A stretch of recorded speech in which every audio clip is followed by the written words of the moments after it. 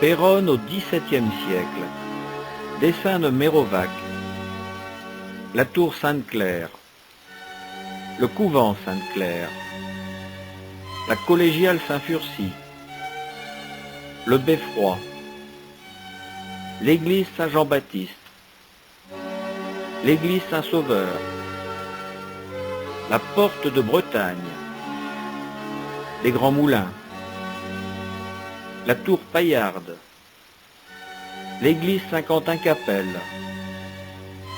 La porte de Paris. Le couvent des Minimes. Le couvent des Ursulines. La tour Caumont. La tour du Coutre. Le couvent des Capucins. Le couvent des Cordeliers. Une révolte à Péronne. En 1610, peu après l'assassinat d'Henri IV, le marquis de Créqui, gouverneur des villes de Péronne, Roye et Montdidier, vendit sa charge à Concino Concini pour la somme de 200 000 livres. Favori de la régente Marie de Médicis, l'Italien racheta aussi le marquisat d'Ancre, ENCRE, pour 300 000 livres.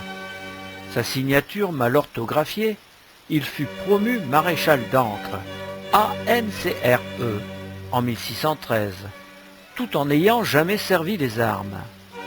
Détesté de la noblesse et du peuple, il négligea de cultiver l'amitié du prince héritier, le futur Louis XIII. En août 1616, irrité de la présence dans Péronne des troupes étrangères imposées par Concini, et voyant en arriver de nouvelles, les habitants et la garnison française fermèrent et gardèrent les portes de la ville.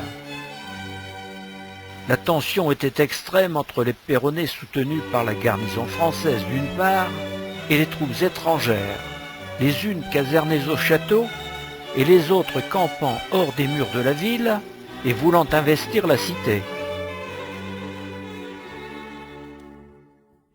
Les habitants envoyèrent au jeune roi, alors âgé de 15 ans, et au duc de Longueville, gouverneur de Picardie, une députation chargée de confirmer au monarque l'obéissance des Péronnais à sa majesté et de l'informer du désarroi de la population. Les gardes français ayant reçu l'ordre de quitter la ville, les habitants furieux, abandonnés à eux-mêmes en l'absence de prompte réponse, chassèrent les troupes étrangères du château en prétendant agir sous les ordres du duc de Longueville. En novembre, le conseil du roi, après s'être informé de la loyauté des Péronnais, la garde française reçut un contre-ordre et revint à Péronne, à la joie des habitants heureux de se trouver quittes à si bon compte.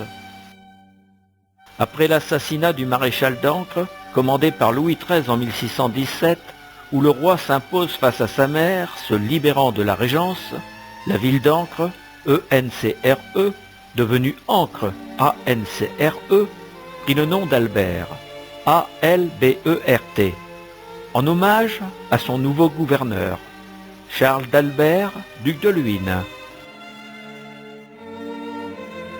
Cet épisode de l'histoire locale fut publié en 1885 par Alfred Denicourt sous le titre « Une révolte à Péronne sous le gouvernement du maréchal d'Ancre ».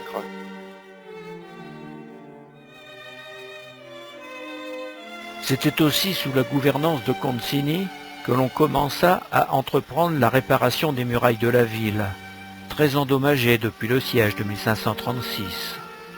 Le château, lui aussi très délabré depuis cette époque, est relevé et remanié. Sa grosse tour renversée ne sera pas reconstruite. La porte Saint-Nicolas, point faible, sera fermée. L'artillerie devenue plus performante, des buttes de terre ou merlons seront élevées devant les remparts pour les protéger des tirs directs très destructeurs. Tous ces travaux seront réalisés selon les concepts du chevalier Antoine de Ville, 1596-1656, ingénieur militaire, précurseur de Vauban.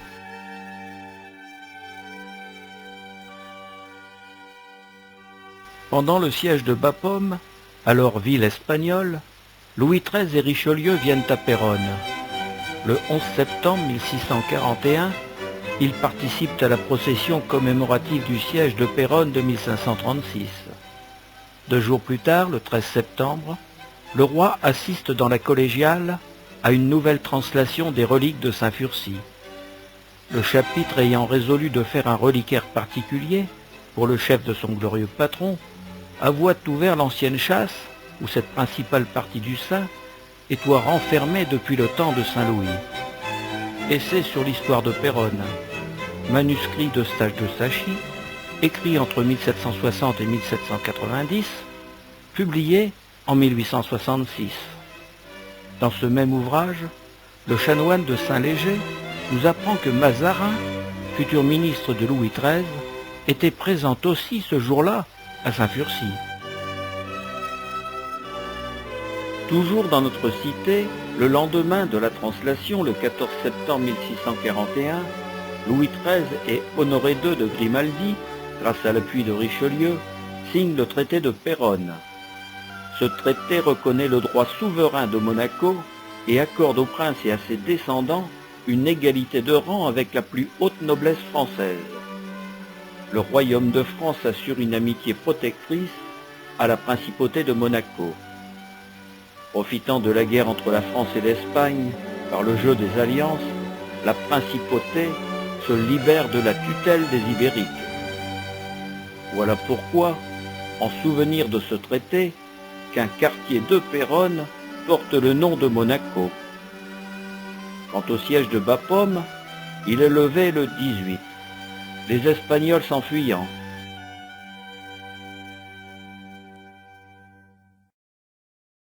Des vieilles inscriptions sur la muraille de la porte de Bretagne nous confirment un passage plus ancien, à Péronne, du roi Louis XIII. Entre la porte de Bretagne et le bastion royal, la muraille datant de Louis XIII, qui ordonna sa construction, cache de nos jours des inscriptions discrètes. Qui les a observées? Au premier regard, on ne voit que des briques, vieillies par le temps, et puis aussi des pierres plus claires, des grès ou boutisses, espacées très régulièrement, dont la longueur importante fichée dans le mur renforce la maçonnerie.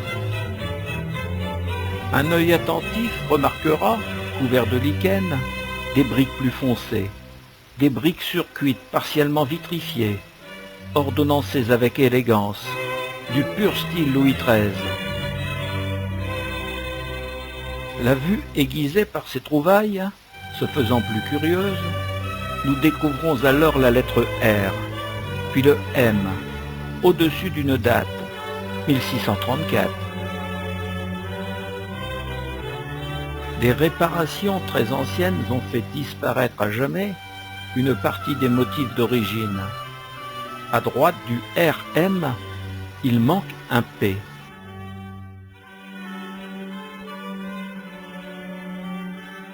Ces lettres, R, M, P, sont les initiales de Roi, Montdidier, Péronne, les 3 cobayages du gouvernement de Péronne, au temps de Louis XIII.